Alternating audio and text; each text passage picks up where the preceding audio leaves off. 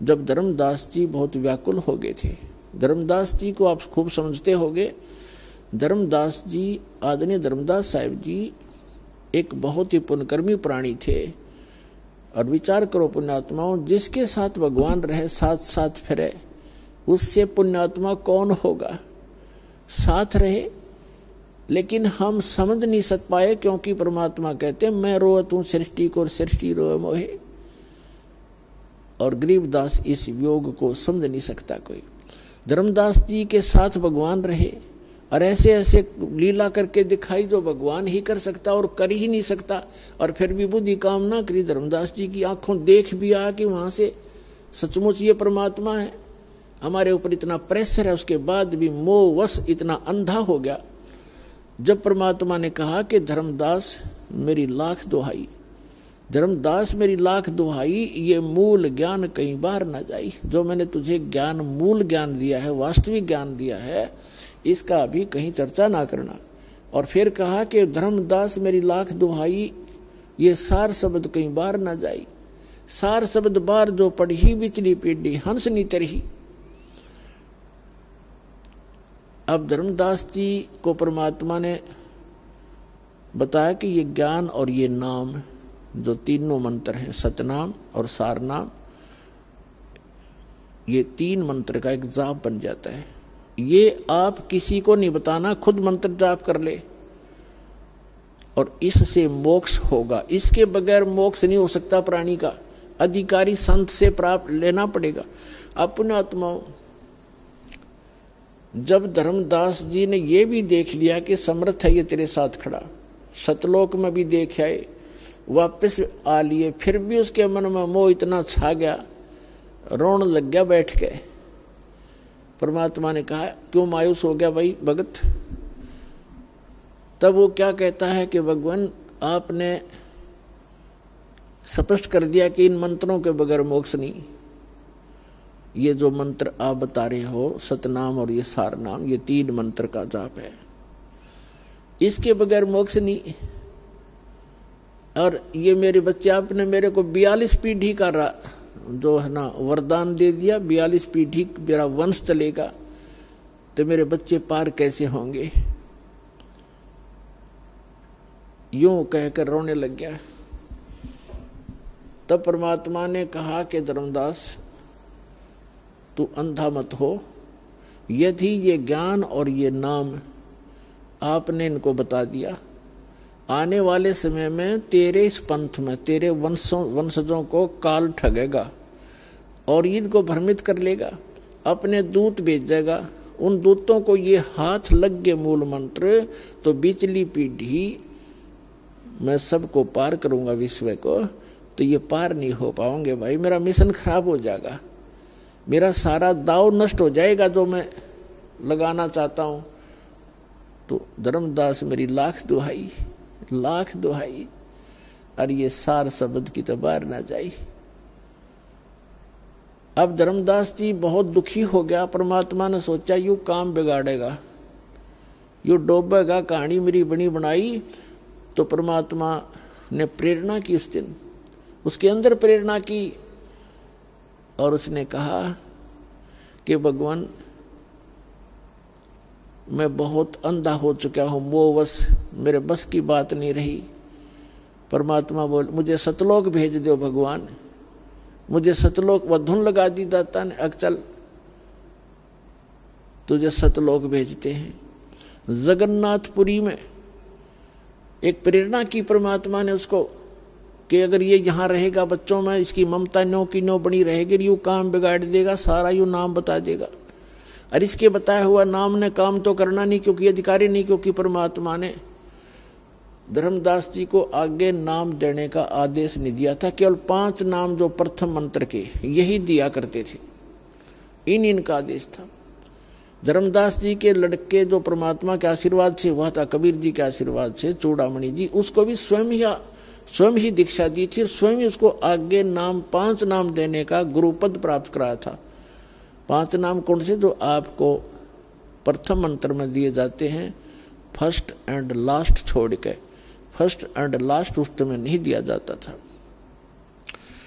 अब ये लंबी कहानी है, बार बार सत्संग सुनोगे तब आपको पता चलेगा कि प्रथम और लास्ट मंत्र उस समय क्यों नहीं दिया जाता था। ये सत्संगों में बताया जाएगा, लेकिन अब विषय दूसरा है आज। तो कबीर परमेश्वर जी ने कहा कि धर्मदास, मैं चारों युग में आता हूं और प्रत्येक प्राणी को जो एक बार मेरी शरण में आ गया उसको पार करके ही छोड़ता हूं। और जब मैं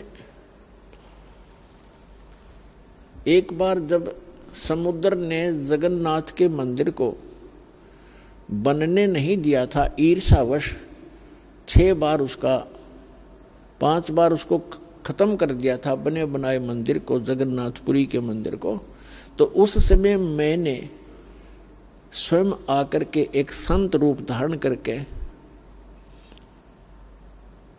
और वहां बैठा था समुद्र के किनारे, और समुद्र ऐसे उठ कर रहा था, 40 फुट के करीब ऊंचा उठ के ऐसे पूरा पहाड़ की तरह आगे को बढ़ रहा था। जैसे साइक्लोन आ जाती है, समुद्री तूफान बोलते हैं, वो सब कुछ तहस नहस कर देता है। तो मैंने ऐसे कर दिया था, मेरी शक्ति के सामने समुद्र वहीं का वहीं जाम हो गया था, एज इट इज।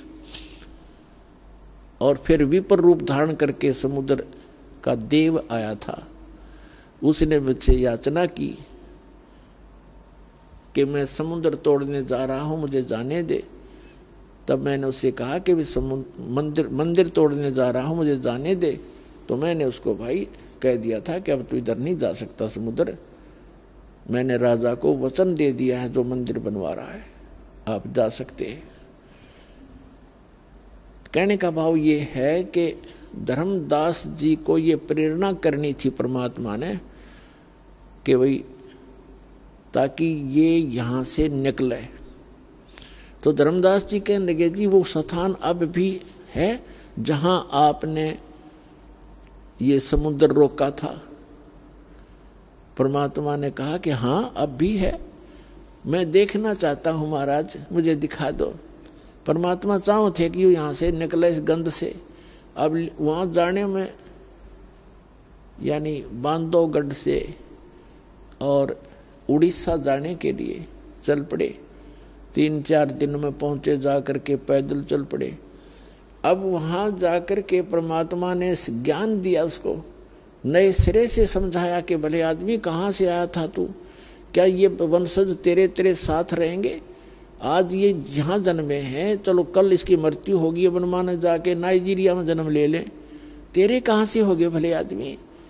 एक लेवा एक देवाद उत्तम, जैसे सुखदेव ऋषि ने अपने पिता व्यास जी से कहा था कि एक लेवा एक देवाद उत्तम, कोई किसी का पिता नहीं पुतम, ऋण संबंध जुड़ा एक ठाठा, अंश में सब 12 बाटा। आज तेरे परिवार है, कल पता नहीं कहाँ जन्म लेंगे। और वो कहाँ है आज? कोई मुसलमान के घर जन्म है, किसी का ईसाई के घर जन्म है, किसी का किसी के घर जन्म है, और आज वो तेरे घर आ रहे हैं। उसके बाद आपका संस्कार पूरा करके कोई कहीं जाएगा, कोई कहीं जाएगा, 12 बाट हो जाएंगे। तो समझा नहीं इतना सारा बन तेरे साथ 50 साल हो गए माथा मारते ने, और तू वहीं का वहीं खड़ा है। तब इतनी दूर पहुंच गया जब यहाँ से, और वहाँ जब ये ज्ञान नए सिरे से सुना तो पहले भी करता, लेकिन 10-20 बार इस सत्संग ने सुनकर ये मन पक जाता है। और न्यू सोचा बस मैंने सब कुछ ज्ञान हो गया, खाक ज्ञान हो गया। इस ज्ञान को तो अंतिम सांस तक आधार बनाना पड़ेगा, सत्संग सुनते रहना पड़ेगा। 4 बात सीख कर वक्ता बन गए, यहाँ से सुनकर आप कहने लगे, बनाने बताने लगे, क्योंकि ये ऐसा ज्ञान है, इस ज्ञान को सुनकर आम आदमी प्रशंसा करने लग जाएगा, और वह फिर उसको वो प्रशंसा ले डूबेगी प्राणी को।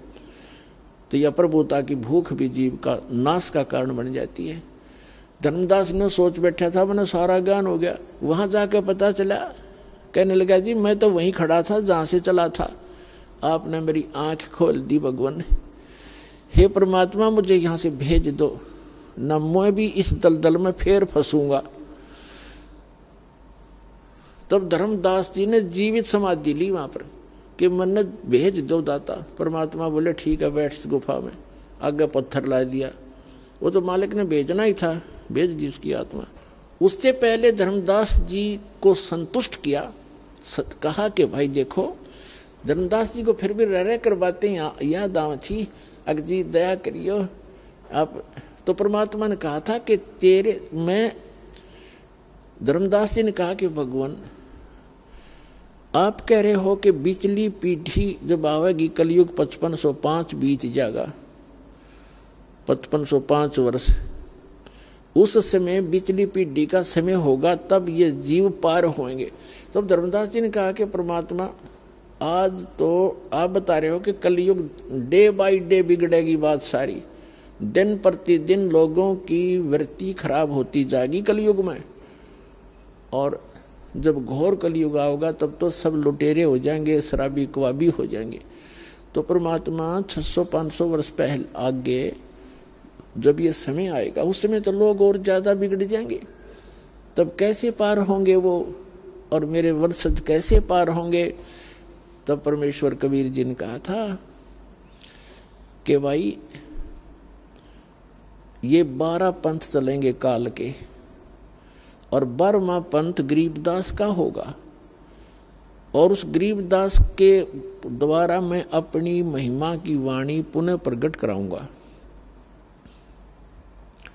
और उस गरीबदास वाले पंथ में आगे चल के धर्मदास मैं स्वयं आऊंगा, और मैं फिर उनको सबको पार करूंगा। बेशक किसी की कैसी ही वृत्ति हो जाएगी, क्योंकि बगैर ज्ञान के तो आत्मा ये जीव गलती पे गलती करता ही रहता है। जब इसको ज्ञान हो जाएगा फिर ये हाथ भी नहीं लाओगा उन बुराइयों को जो भक्ति बाधक होंगी। तो मैं स्वयं जाऊंगा, उन सबको फिर से नए सिरे से ज्ञान दूंगा, और धर्मदास सतयुग जैसा माहौल बनाऊंगा पूरे विश्व में, और मैं सतनाम दूंगा, सारनाम दूंगा, सब शिक्षित करूंगा पहले।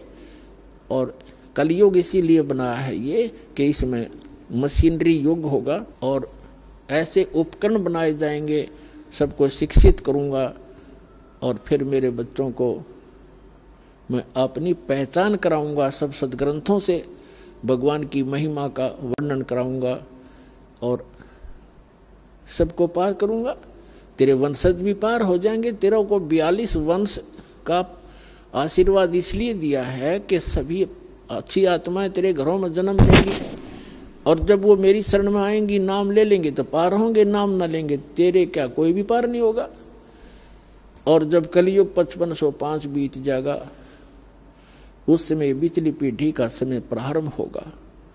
उस समय सारे विश्व को पार करूंगा, सतनाम का और सार नाम का सब जगह बोलबाला होगा। जो भी सतनाम और सार नाम को ले लेगा धर्मदास, तेरे वंशज का सारा विश्व पार हो जाएगा।